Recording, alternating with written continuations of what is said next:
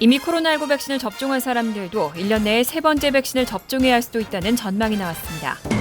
질병통제예방센터의 자문기구인 예방접종자문위원회가 희귀 혈전 증상으로 사용이 중단된 존슨앤존슨의 코로나19 백신 사용 여부에 대한 판단을 보류했습니다. 바이든 행정부가 외교관 10명을 추방하는 등 대러시아 제재에 나섰습니다. 일본군 위안부 피해자 이용수 할머니가 바이든 대통령에게 도움을 요청하는 동영상을 공개했습니다. 상원에서 아시아계에 대한 증오범죄를 방지하는 법안을 두고 논의를 진행할 계획입니다. 이상은 이 시각 주요 뉴스입니다. 시청자 여러분 안녕하십니까? KBN 뉴스입니다.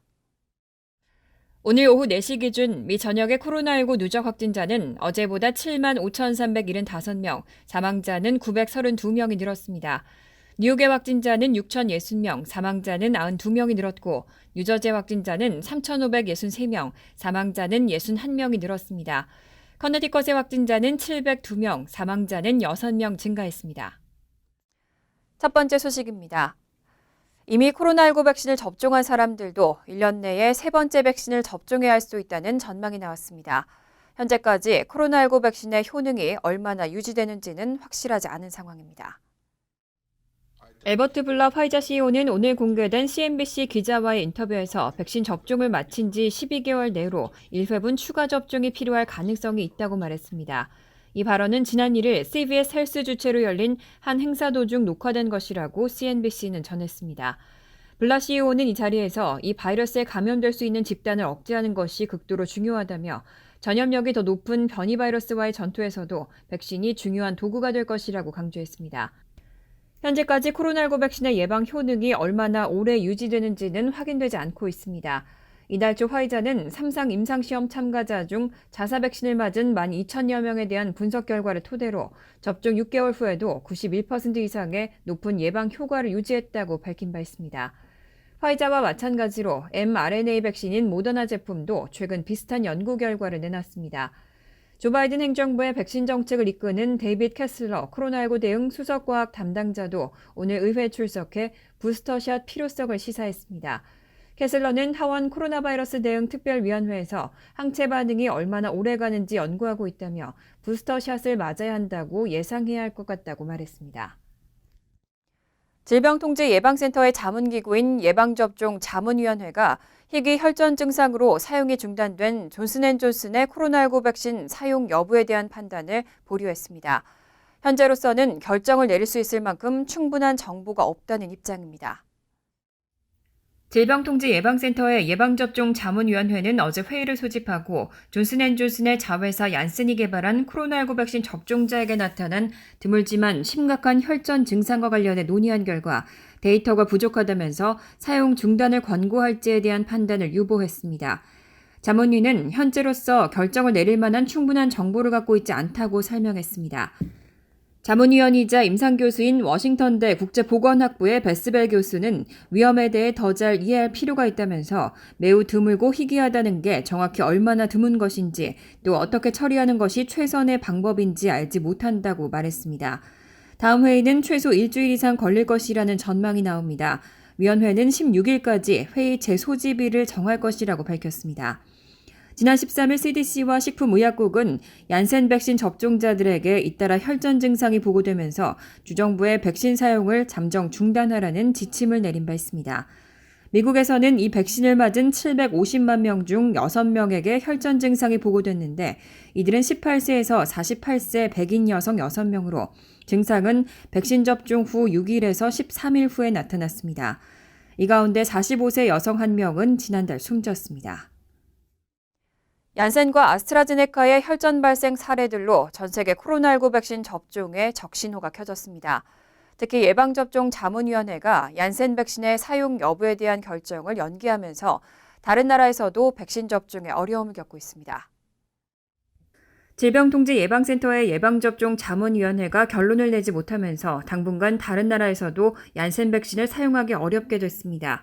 앞서 혈전 생성 유발 보고로 아스트라제네카 백신도 접종 대상을 제한하거나 아예 중단하는 조치가 내려진 상황에서 백신에 대한 불신을 키우는 또 다른 악재가 이어진 겁니다.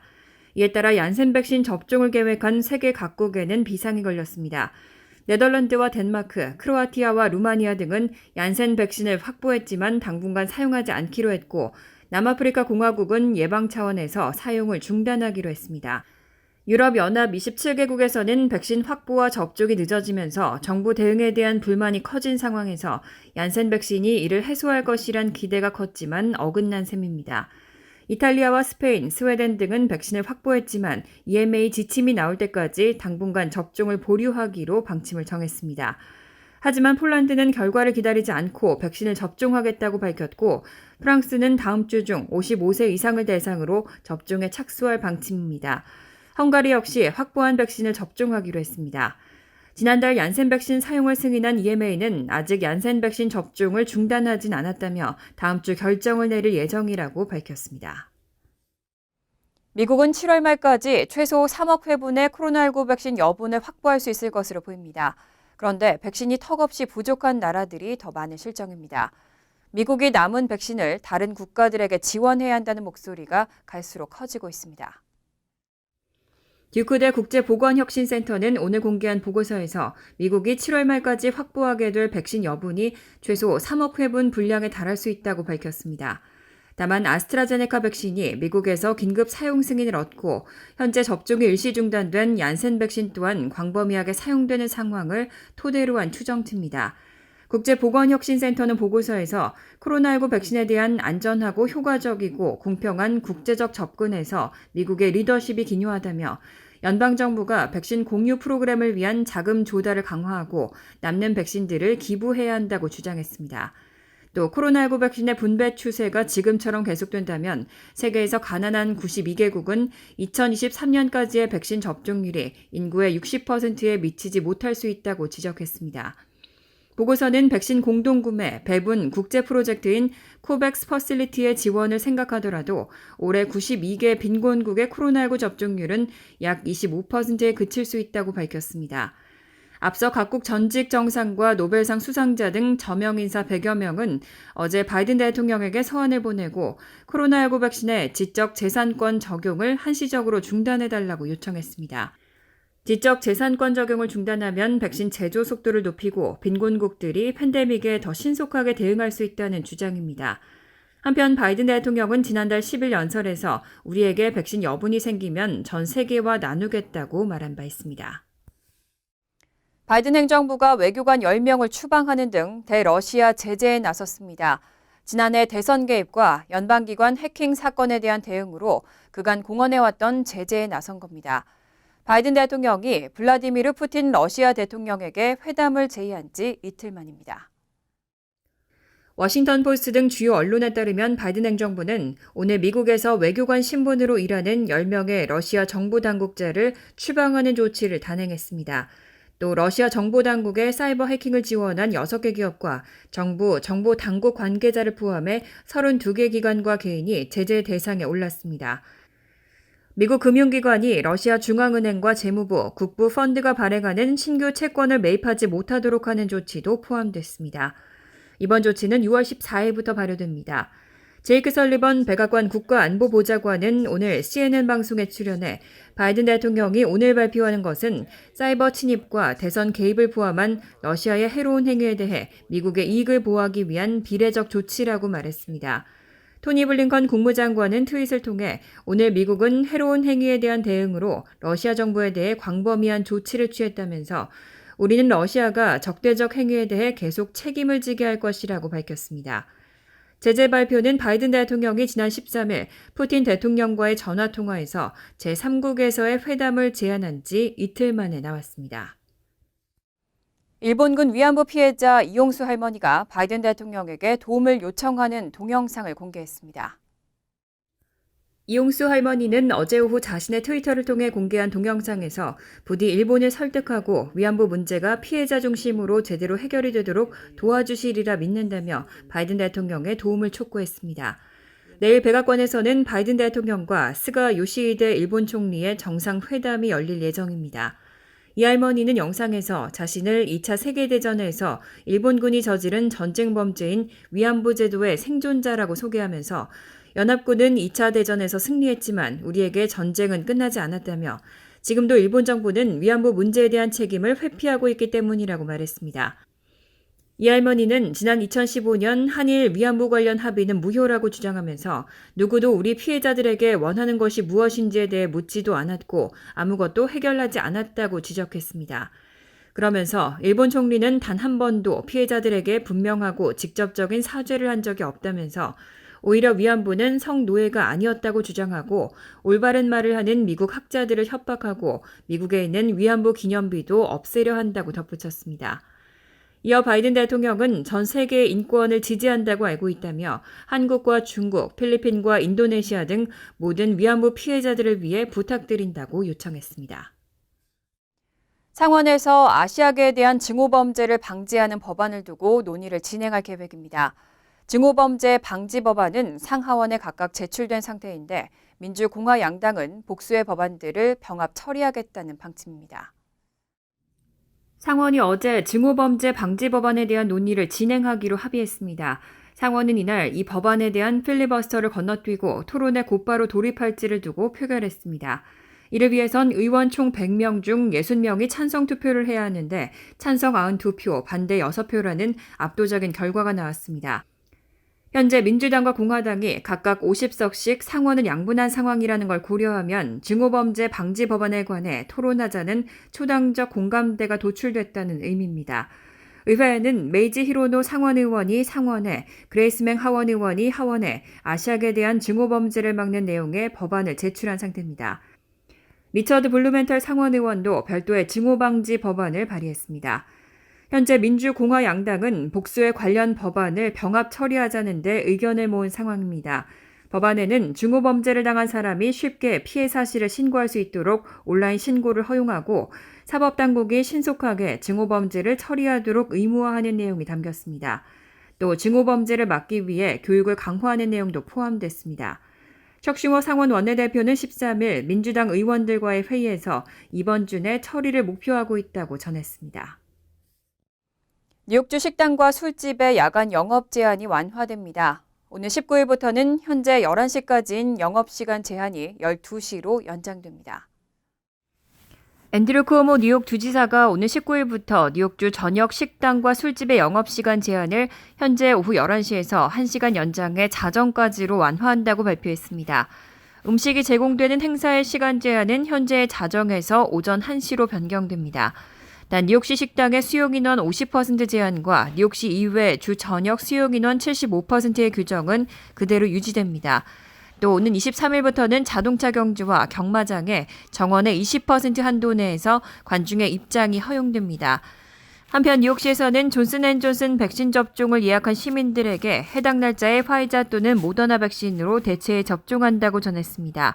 어제 뉴욕시 보건국 데이브 촉시 국장은 존슨앤존슨 백신 접종 예약자들에 대해 일정을 연기할 필요가 없다고 밝혔습니다.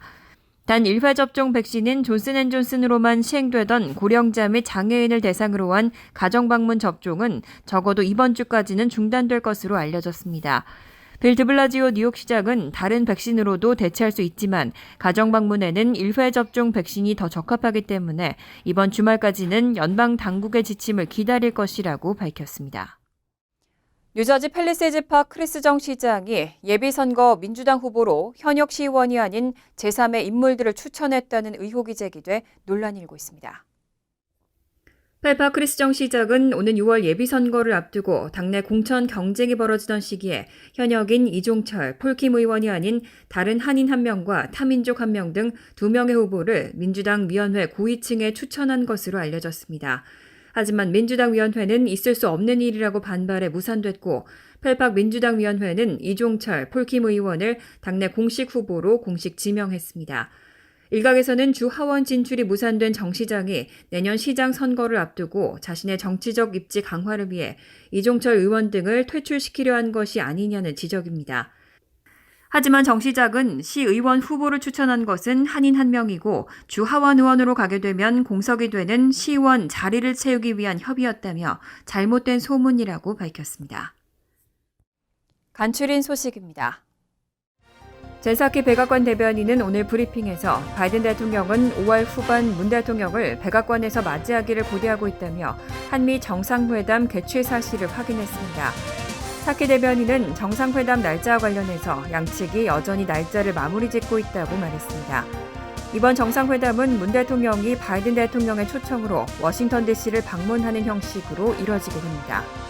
하원 정부감독개혁위원회는 어제 수도 워싱턴 DC를 51번째 주로 승격하는 법안을 가결해 본회의 표결을 위한 발판을 마련했습니다. 법안이 하원 소위를 통과한 것은 지난해에 이어 두 번째입니다. 당시 민주당이 장악한 하원은 법안을 통과시켰지만 공화당이 다수당이었던 상원 문턱을 넘지 못했습니다.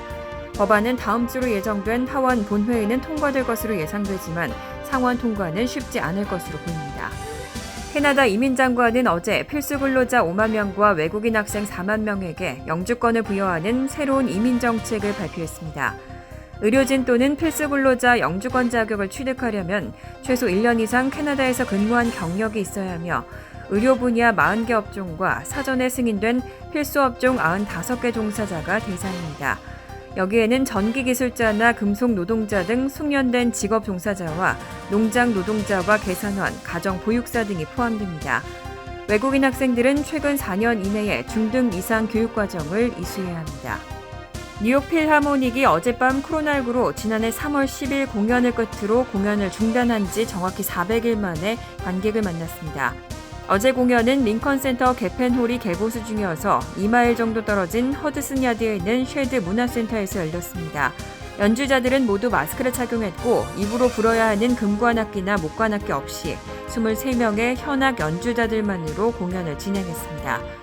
뉴욕 필하모닉은 개펜홀이 재개장하는 2022년 9월 전까지 앨리스 털리홀과 로즈 극장에서 정기 공연 재개를 희망하는 것으로 전해졌습니다.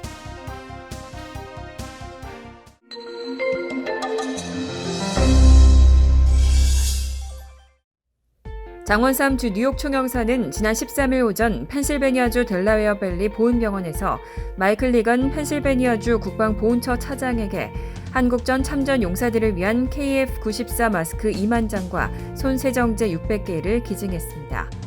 NYPD 대민 담당국 제프리 메드레이 국장은 어제 퀸즈 플러싱 머레일역 앞 광장에서 퀸즈 한인회와 한인 커뮤니티 리더들을 만나 최근 급증하고 있는 아시안 증오범죄로부터 한인 커뮤니티를 지키기 위해 적극적인 지원을 약속했습니다. 연합건설과 한슨행동 등 한인 대표 5명이 어려운 한인 가정들을 위해 써달라며 성금 $1,050를 20일 희망재단에 전달했습니다. 성금 전달식에는 한인 싱글맘 가정을 돕고 있는 비전맘 협회 관계자들도 함께했습니다. 퀸즈에 거주하는 올해 나이 93인 오연율 권사가 지난 13일 뉴욕 나눔의 집에 $100,000를 기부했습니다. 오 권사는 지난해 4월 코로나19로 세상을 떠난 남편의 일주기를 맞아 어렵게 사는 한인 노숙인들을 돕고자 후원을 하게 됐다고 밝혔습니다. 환율과 증권 소식입니다.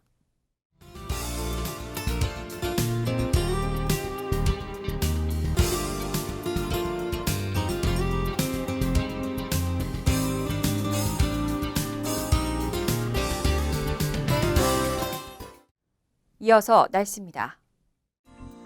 금요일은 가끔 구름이 끼겠고 적지만 소나기 올 가능성이 있겠습니다. 낮 최고 기온은 58도, 섭씨 14도, 밤 최저 기온은 42도, 섭씨 6도로 예상됩니다. 토요일은 구름이 많겠습니다. 일요일 역시 때때로 구름이 많겠습니다. 이상으로 KBN 뉴스를 마칩니다. KBN과 함께 즐거운 저녁 되시기 바랍니다. 미 동부 최대 한인방송 KBN이 제작하는 KBN 뉴스는 웹사이트 mykbn.com 그리고 유튜브와 페이스북에서 다시 보실 수 있습니다. 좋아요, 구독, 알림 설정은 뉴스 제작에 큰 도움이 됩니다.